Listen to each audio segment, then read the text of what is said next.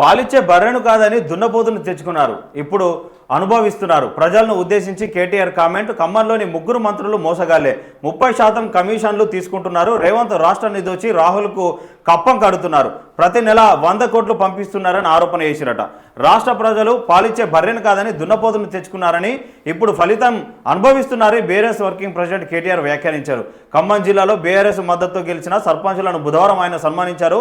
అంతకుముందు ఖమ్మంలో భారీ ర్యాలీ నిర్వహించారు. తర్వాత బీఆర్ఎస్ కార్యాలయంలో ఏర్పాటు చేసిన సమావేశంలో కేటీఆర్ మాట్లాడిండట. అంటే గట్టిగానే మాట్లాడిండు. సరే, పాలిచ్చే బర్రె కేసీఆర్, పాలిచ్చే బర్రె కేసీఆర్.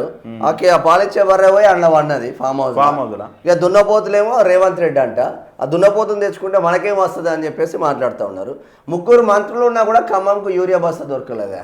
మళ్ళీ పోయి వ్యవసాయ శాఖ మంత్రి ఆయనే ఉన్నాడు, ఆర్థిక శాఖ మంత్రి ఆయనే ఉన్నాడు, కీ రోల్గా నంబర్ 2 పొజిషన్లో పొంగులేటి శ్రీనివాస్ రెడ్డి ఉన్నారు. ముగ్గురు ఉన్నా కూడా ఖమ్మంకు యూరియా బస్తా దొరకలే. ఇది మన పాలకుల చిత్తశుద్ధి.